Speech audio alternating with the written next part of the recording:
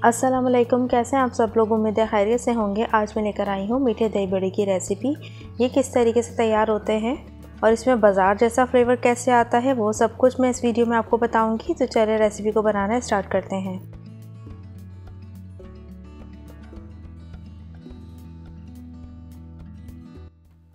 इसके लिए हमें चाहिए मूंग की दाल का पाउडर। ये तकरीबन मैंने लिया है 200 ग्राम।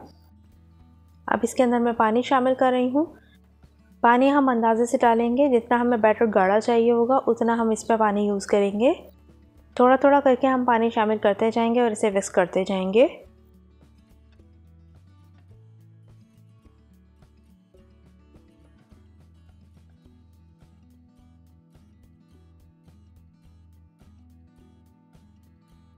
अब इसके अंदर मैं शामिल कर रही हूँ बेसन 1 टीस्पून और इसी के साथ मैं इसके अंदर शामिल कर रही हूँ बेकिंग सोडा 1 टीस्पून।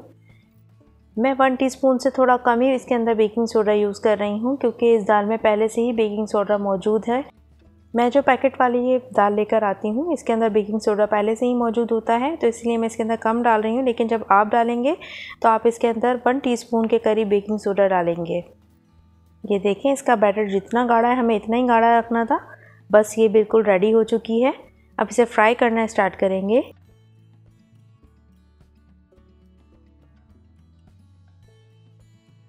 ऑयल को मैंने स्लो आंच पर गर्म होने के लिए पहले से ही रख दिया था। ये जो मैं फुल्कियाँ बना रही हूँ इसको चेक करने का ये तरीका है कि ये बैटर आपका सही बना है या नहीं। आप जैसे इसको इसके अंदर डालेंगे ऑयल के अंदर तो ये फ़ौरन से नीचे जाते के साथ अगर ऊपर आ जाती है, तैरने लग जाती है, तो इसका मतलब ये बिल्कुल सही बैटर हमारा तैयार हुआ है।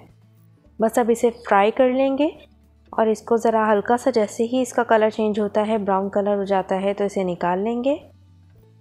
हमें इसे 2 बार फ्राई करना है। जैसे ही ये एक बार फ्राई हो जाएंगे मैं इसे निकाल लूँगी। उसके बाद मैं थोड़ी देर बाद दोबारा इसे फ्राई करूँगी। उससे ज़रा इसका कलर भी अच्छा आएगा और ये क्रिस्पी भी बहुत अच्छी बनेगी। बस अब इसे निकाल लेंगे।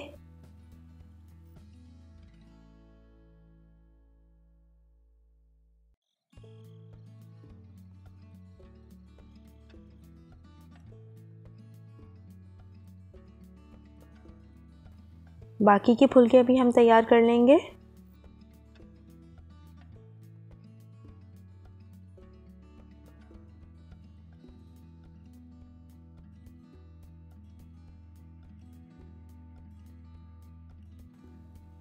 ये देखें, इनका भी अच्छा सा कलर आ चुका है। अब जो मैंने पहले फ्राई करके रखी थी वो भी मैं इसी के अंदर शामिल कर रही हूँ। अब इन दोनों को अच्छे तरीके से दोबारा से फ्राई कर लेंगे और इनका एक जैसा कलर आ जाएगा इस तरीके से। और ये बहुत ही अच्छी क्रिस्पी जब हो जाएंगी तब हम इन्हें बाहर निकालेंगे। ये बहुत ही अच्छी सी क्रिस्पी हो चुकी हैं। बस अब इसे निकाल लेंगे।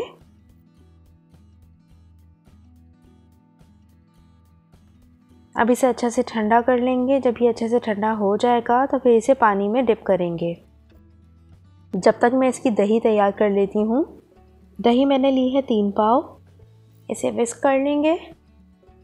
अब इसके अंदर मैं शामिल कर रही हूँ आइसिंग शुगर। आप इसके अंदर रेगुलर शुगर भी यूज़ कर सकते हैं, लेकिन आप अपनी मर्ज़ी से क्वांटिटी डालिएगा, क्योंकि आपको जितना मीठा चाहिए आप उतना रख सकते हैं। अब इसे अच्छे से मिक्स कर लेंगे।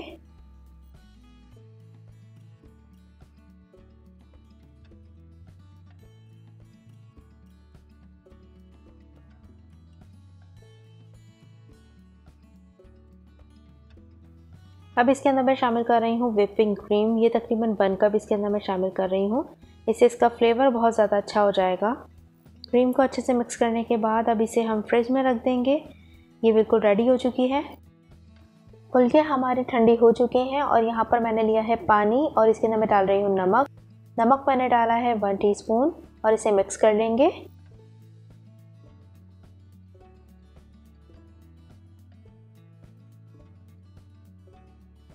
अब इन फुल्कियों को पानी के अंदर डाल देंगे। अब तकरीबन 1 घंटे तक के लिए हम इसे पानी में ही छोड़ देंगे, जब तक कि ये बिल्कुल नरम ना हो जाए।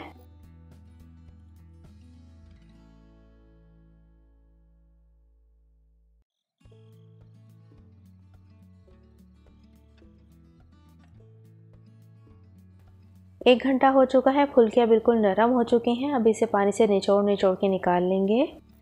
पानी को हमें अच्छे से इसके अंदर से रिमूव कर देना है। बिल्कुल भी इसमें पानी नहीं छोड़ना है।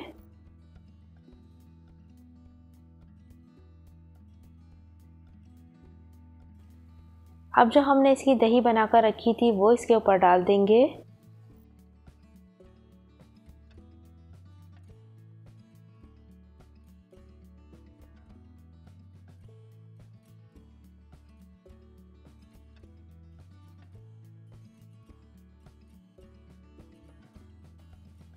अब इसे चमचे से अच्छे से मिक्स कर लेंगे।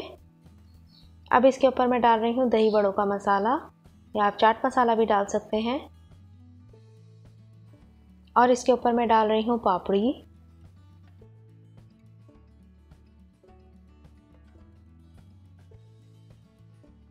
बहुत ही ज़बरदस्त से बाज़ार जैसे दही बड़े तैयार हैं। आप इसे घर में ज़रूर बनाइएगा। मुझे कमेंट में बताना मत भूलिएगा कि ये रेसिपी आपकी कैसी बनी।